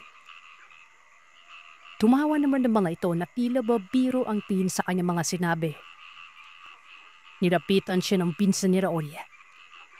Kilala itong pirador ng mga alaudong hype sa lugar. Wala itong patawad. Basta pwedeng maipulutan o hindi ka rin mabenta. Wala nang pakialamang taon yun kung ano ang magagawa niyang pinsada sa nagmamay-ari ng hayop. Kilala din itong walang kinikilingan at ilang tao na rin umano ang napatay niya. Bakit ang papang mo ata ngayong Minto ah? Kilala kang duwag mula ng raklayon. Kamapang ka na. Di mo na ba may babalik yung asawa mo? Ay, baliw na yun sa pinsan ko. Alam mo bang habang wala kay pinagpasa-pasaan namin yung asawa mo? Sabik na sabik yung asawa mo, Minto. Siguro hindi ka marunong magpaligaya ng babae ko kaya't mahalingin si Vilma Araoy. Pangutyam sabi pa nito. Humakma itong susuntukin si Minto pero mabilis sikom nakailag. Sabay sa lubong ng suntok kay Bador. Isang santok lamang ni Minto ay kagad itong lumadabak sa lupa. Mabilis itong nahimakay. Sinugod naman siya kaadad ng 3 kalalakihan pero mabilis nilang napatumba mga ito. Pagkatapos mawalan ng malay ng mga yon, inutusan niya ang mga alaga niya na isabit ang mga ito sa mataas na bahagi ng puno. Yung mga nilalang sa birima, sunod yun. Bumalik si Minto sa kanyang tahanan. Matapos maisabit na mga nilalang ang 3 lalaki sa itaas ng puno nito. Kinabukasan, habang naglalakad para ihatid ang mga anak sa eskwelahan, marinig niya ang usap-usapan ng mga tao tungkol sa 3 lalaking nakasabit sa puno. Tinatanong ang mga ikaw ng otoridad kung paano sila sumabit doon. Hindi din nila alam ang kanilang isasagot. Maging sila ay hindi nila alam kung anong nangyari at kung paano sila nakarating sa itaas ng puno. Tila ba nakalimutan din ng mga ito ang kanilang engkwentro dito kay Minto. Ang hindi maintindihan ng mga ito kung bakit tuwing nakikita nila si Minto, takot na sila dito. Mabilis pa na lumipas sa mga araw. Marami na siyang naririnig na kuro-kuro tungkol sa pagkakasakit ng kanyang asawa at ni Raul. Sinasabi pa ng iba na karma ang mangyari sa dalawa. Dahil walang araw na hindi nag-aaway at nagkakasakitan ng mga ilan. At tila ba kung anong sakit ang dumapo sa dalawa dahil naging galisin ang dating makinis na balat ni Vilma. Ganun din si Raul. Aakalain mong kung anong mikrobyo ang dumapo sa dalawa. Lubog din sila sa utang. Kung sino-sino ang naniningil sa kanila araw-araw. Pilag sa walang bahala na lamang nininto ang mga naririnig niya. Lapapangiti pa ito dahil alam niyang mabisa ang ganyan ginawang orasyon. Kinahapunan, isa sa mga alada ng Minto ang lumapit sa kanyang bahay. Nagbigay ulap ito patungkol sa pagpapagamot ni Vilma at Raul. Malaman na naman ito na kinukulam sila. Pero hindi nila alam kung sino ang may kagagawan ng sinasabing kulam. Nagpasalamat naman si Minto sa kanyang alaga at kaagad may itong yungipad palayo. Kinagabihan, mas kinapangan pa niya ang kanyang pag-orasyon. Ang dating mga sugat-sugat lamang ay yumala. Nagkaroon ito ng mga nala at ang namagana ang kanilang mga pribadong parte ng katawan. Ang lalaki ay hindi na lamang gagawin. Si Vilma naman ay madalas na itong nagsisisigaw na tila ba nababaliw na sa nararamdaman. Isang umaga, nakita ni Minto ang paparating na asawa. Animo ni isa na itong matanda na nakatungkod tumablakad.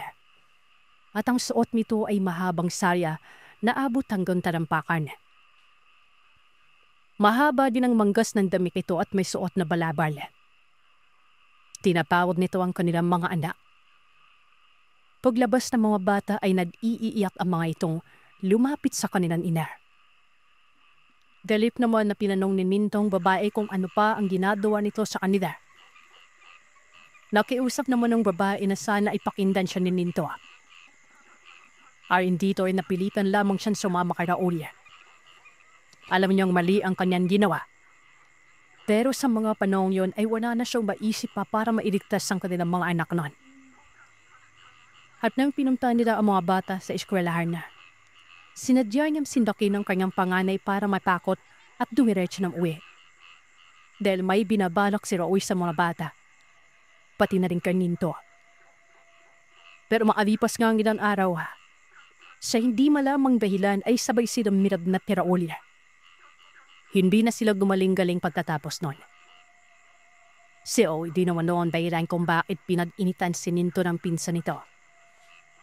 Pinagbalakan nilang patayin si Minto pero sa hindi din malamang dahilan ay doon na ang mga ito nakita sa itaas ng puno.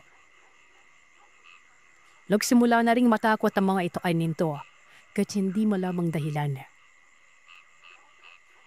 Anong sinasabi mong yan lang ang alam mong dahilan para mailigtas sa mga bata? Tanong ni Minto kay Vilma. Pinagbalakan ning samantalin si Linden. Kung kaya para makaiwas, madalas kong pinapaalis at pinapapunta sa bahay ng kanyang mga kalaro. Wika ni Vilma. Parawarin mo ako, Minto. Hindi ko alam kung hanggang saan na lang ang takbo ng buhay ko. Kung kani-kanino na ako nagpapadamot pero walang nangyari. Ang iba, ayaw akong gamutin. Ang iba, sadyang hindi nila ako kayang gamutin kaya habang buhay pa ako, magkukumpisal na ako sa iyo, Minto. Sana mapatawad niyo ako. Ikaw at ng ating mga anak. Umiiyak at kapong pagsusumamo ni Vilma. Tumingin si Minto sa kanyang panganay. Umiiyak na rin ang bata. Doon niya naunawaan kung bakit ayaw ng nanay niya ang nananatili siya sa bahay. Lalo na kapag naroroon ang ninong Raul niya. Aminado rin ng bata na isang araw habang nakaupo sa upuan ay pinabihan siya nito at tinipuan. Dahil sa narinig ay muling nagninip-nit si Minto sa kumpare. Naninilid ang mamaluhang niyahakap ng asawa. Walang kapatawaran ang ginawa ni Raul sa kanyang pamilya. Hindi man niya pinayag din pang umalis ang kanyang asawa ng hapon na iwan.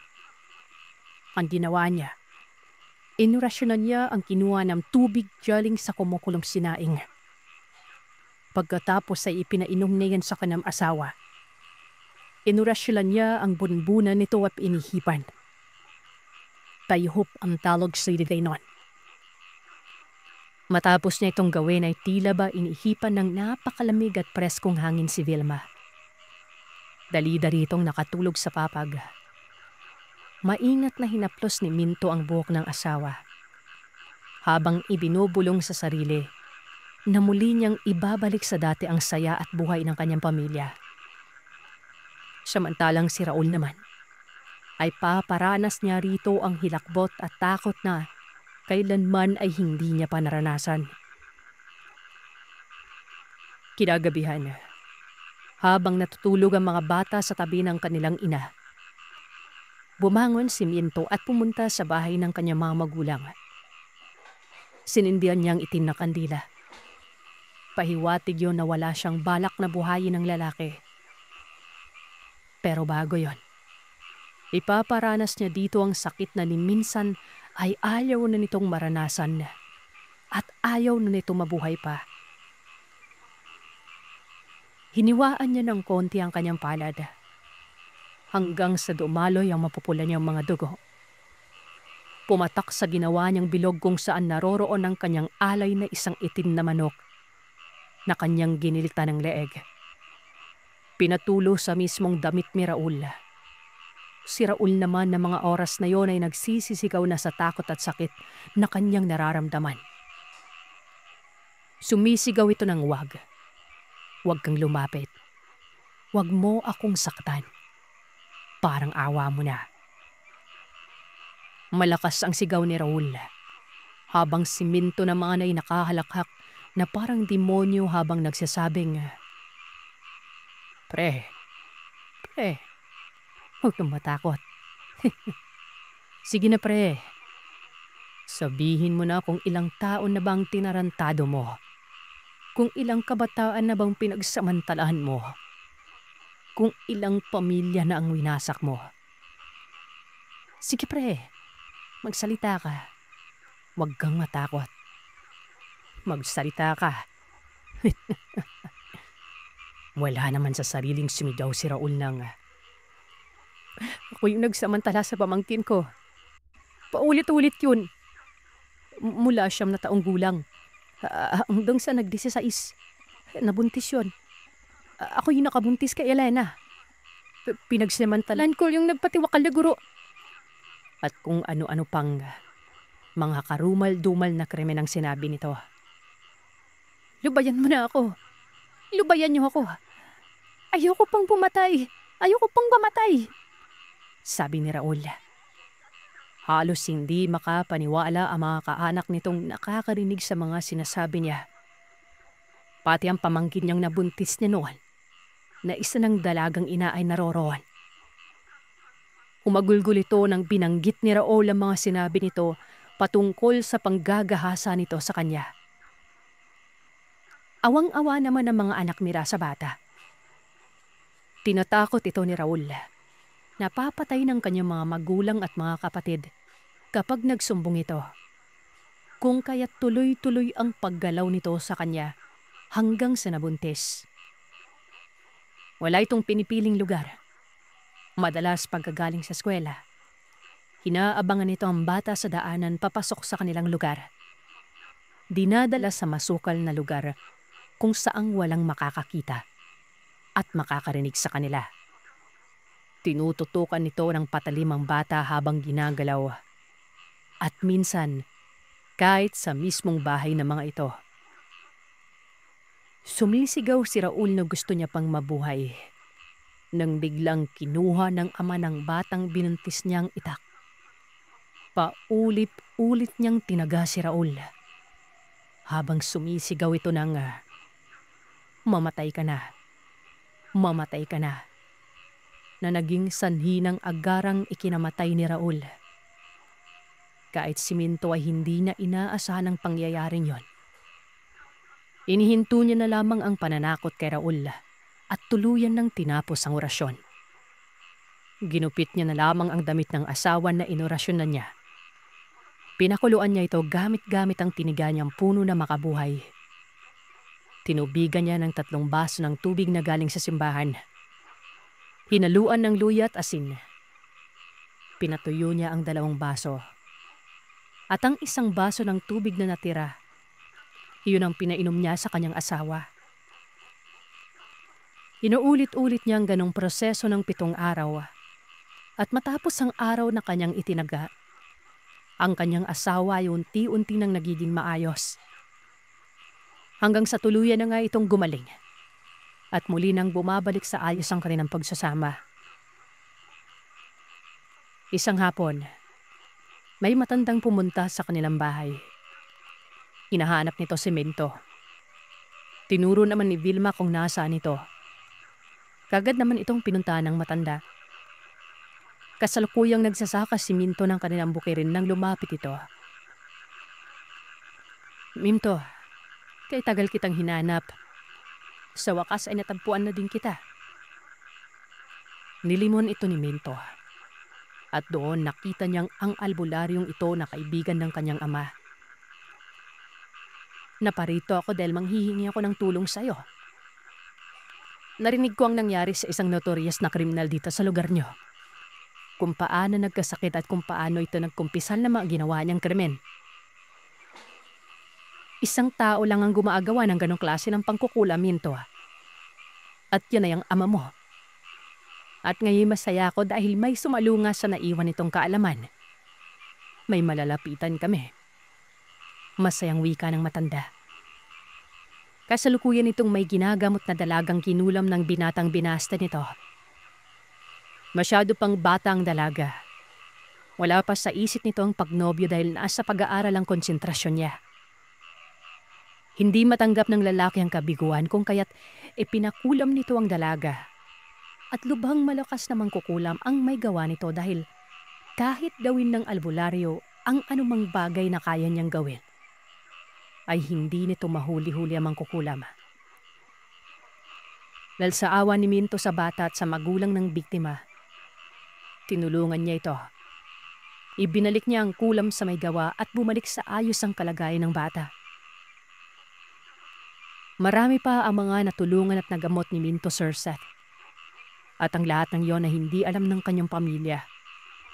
Maliban lamang sa kanilang bunso na dahil yun ang sumunod sa yapak ng kanyang ama. Sa kasalukuyan ay nasa Negros na nakatira mga mag-anak na ito. Doon na rin nakapag-asawa ang kanyang mga anak. Paminsan-minsan ay bumibisita si Minto sa kaibigan nitong albularyo. At yun na nagpasa ng kwento ni Minto sa kanyang kahapuhan. At iyan ang kwento ng aswang para sa araw na ito. Salamat sa inyong pakikinig. Huwag kalimutang mag-iwan ng komento at sabihin sa akin kung ano ang inyong naisip. Hanggang sa susunod na kwento, matulog kayong mahimbing. Kung kaya ninyo,